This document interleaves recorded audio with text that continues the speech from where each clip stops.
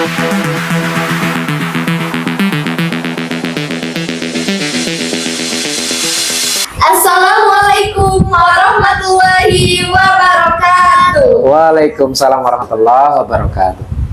Halo Sobat Mansayang, kembali lagi di podcast Mansayang bersama saya Retno Anjani dan rekan saya Reti Fani. Bersama kita sudah hadir salah satu guru Man 1 Kepahyang, yaitu Bapak Rali. Halo Pak Rali. Hai juga. Gimana kabarnya Pak Rali hari ini? Alhamdulillah luar biasa. Alhamdulillah. Nah, Sobat Mansayang, Pak Rali ini juga merupakan salah satu pembimbing OMI. Nah, OMI inilah yang akan kita bahas pada episode kali ini bersama Bapak Rali. Sobat Mansayang, kan sekarang lagi gencar nih tentang OMI di lingkungan madrasah-madrasah. Saya yang ada di rumah ingin mengetahui lebih lanjut apa sih itu OMI? Baiklah, Bapak coba akan sedikit memberikan jawaban, mudah-mudahan memberikan penerangan. Kalau berdasarkan kepanjangannya, OMI itu Olimpiade Madrasah Indonesia. Secara teknis, ini adalah merupakan lomba-lomba yang merupakan kelanjutan dari KSM dan MERES yang dilaksanakan oleh Kementerian Agama. Oh, Olimpiade. Nah, untuk perbedaannya sendiri Pak, apa sih perbedaan OMI dengan Olimpiade lainnya? Khusus OMI, karena ini di bawah Kementerian Agama, OMI itu kepanjangan dari Olimpiade Madrasah Indonesia, yang termuat di situ ada KSM dan MERES. Di sini ada tambahan poinnya, yaitu terintegrasi dengan mata pelajaran agama. Ada bahasa Arab, ada Al-Quran hadis, fikih, dan sejarah kebudayaan Islam. Sedangkan untuk Olimpiade yang lain, contoh OSN, Olimpiade Secara Nasional, itu adalah pemiliknya Dikbud, ranahnya adalah Dikbud, Pendidikan dan Kebudayaan. Hanya khusus sains saja. Pak, bidang apa saja nih yang ada yang dilombakan di OMI? Seperti tahun-tahun yang sebelumnya, karena ini adalah kelanjutan dari KSM, jadi bidangnya pun terdiri dari 6 mata pelajaran, yaitu matematika, fisika, kimia, biologi, ekonomi, dan geografi. Hanya saja di tahun ini langsung digabung dengan MERES, yang merupakan salah satu cabang riset. Oke. Untuk MERES tuh bagaimana Pak? Konsep MERES? Baru dengar soalnya. MERES ini kalau di SMA, SMA atau SMP, SMP mungkin kalian pernah mendengar istilah karya ilmiah remaja. Tetapi ini lebih ke riset yang melibatkan anak-anak madrasah.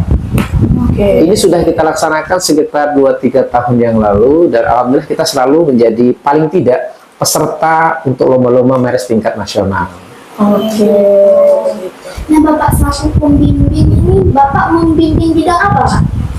Kebetulan Man 1 Kepahyang mempercayakan kepada kami selaku guru pembimbing sesuai dengan tupoksi kami, yaitu mengajar matematika. Jadi diberikan tugas oleh madrasah membimbing OMI khusus bidang matematika. Oke. Nah, untuk proses seleksi di Man 1 Kepahyang ini bagaimana, Pak?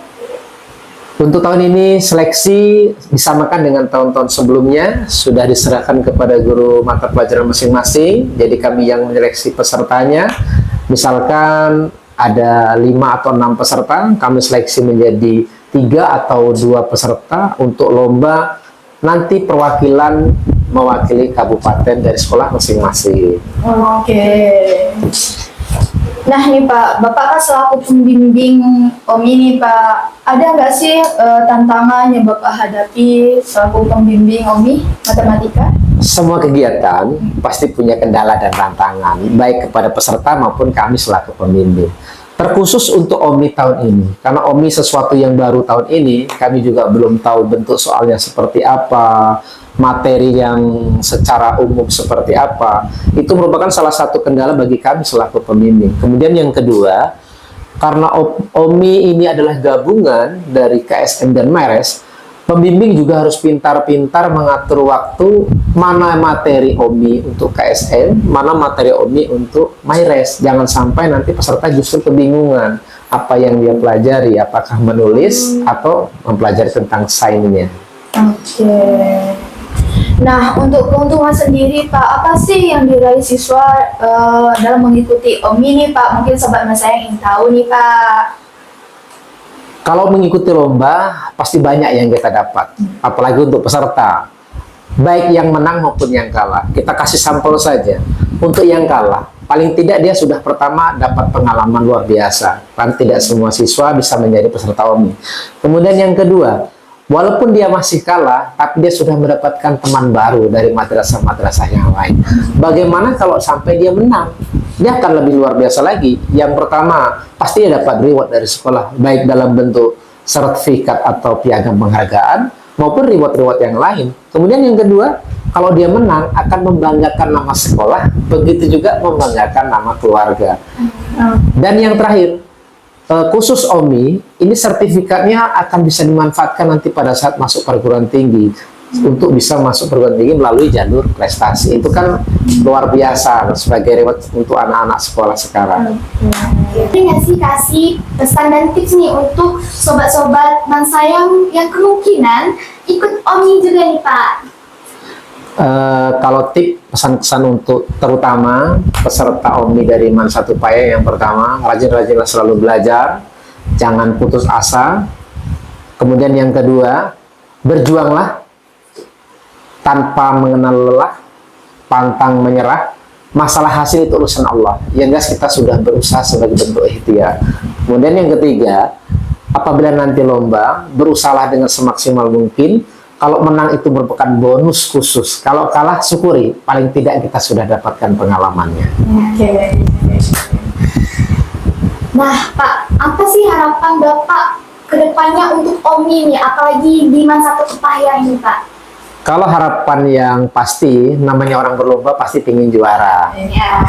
Kemudian yang kedua, harapannya siapapun nanti sebagai peserta OMI, khusus dari Man Satu Paya, syukur-syukur bisa menjadi perwakilan kabupaten, bisa menjadi perwakilan provinsi di tingkat nasional. Dan terakhir, syukur-syukur kita bisa juara.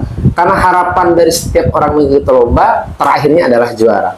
Juara dalam arti yang sesungguhnya, maupun juara dalam arti untuk diri kita masing-masing. Oke. Nah, untuk sobat Mansayang di rumah, jangan lupa ya doain teman-teman Man Satu Paya yang ikut OMI biar bisa menang. Amin. Amin.